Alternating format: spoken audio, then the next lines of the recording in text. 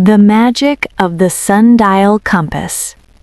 In a garden filled with humming flowers, Maya and Sam found something extraordinary.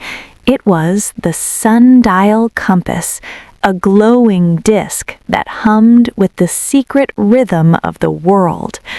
"Today is a mission," Maya whispered, her eyes wide.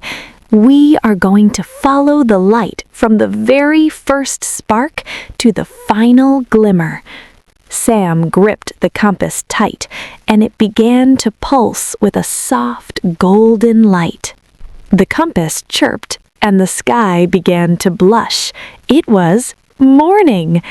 High above, the sunbird stretched its golden wings, scattering light like glitter across the grass.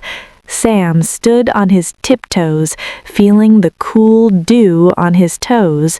This was the time for waking up, when the world felt fresh and new, like a page in a book waiting to be written. Maya knew that morning was also a time for preparation. She raced to the kitchen, where the breakfast table was a flurry of magic. Toast popped like tiny fireworks, and the juice poured itself into glasses with a happy splash. "Eat up, Sam," she called out. To navigate the day, they needed their energy. With every bite, the sundial compass grew brighter, signaling that the day was truly beginning. As the sun climbed higher, the shadows grew short and tucked themselves under the trees. Maya and Sam reached the top of the big hill. "Look!" Sam shouted, pointing the compass toward the sky. The sun was directly overhead, sitting like a crown at the very top of the world. This was high noon, the bridge between the morning and the busy afternoon ahead. Afternoon arrived with a burst of heat and energy. It was the best time for a grand adventure. Maya led the way into the whispering woods, where the leaves turned into emeralds under the bright light. Everything was vibrant and loud. "This is when the world is most awake," Maya explained, checking her explorer's map. There were treasures to find and mysteries to solve while the sun was strong.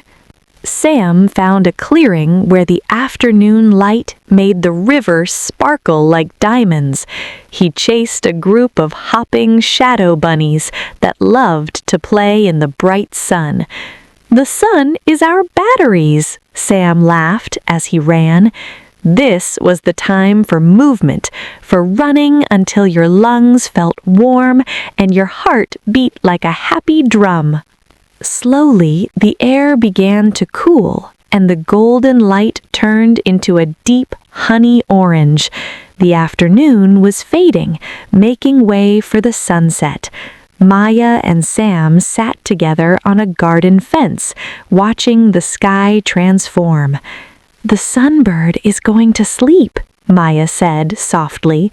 The compass glowed a warm purple, signaling that the time for running was over and the time for rest was coming. The stars began to peek out, one by one, like tiny lanterns being lit in the ceiling of the world. Maya held up a small glass jar, catching the first few twinkles of evening.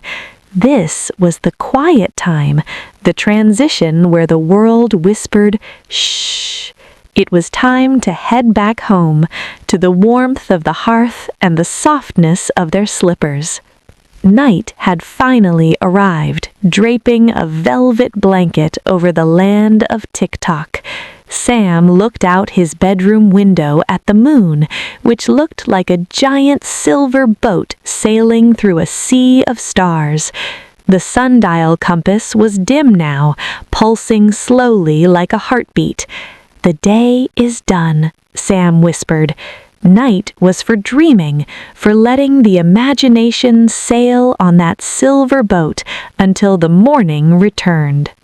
tucked safely in their beds, Maya and Sam felt the magic of the day settling in their bones. They had followed the light from start to finish. "Tomorrow the sunbird wakes up again," Maya murmured.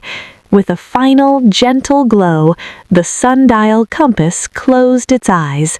The mission was complete, and as the siblings drifted off, the world turned quietly, waiting for the first spark of a brand new morning.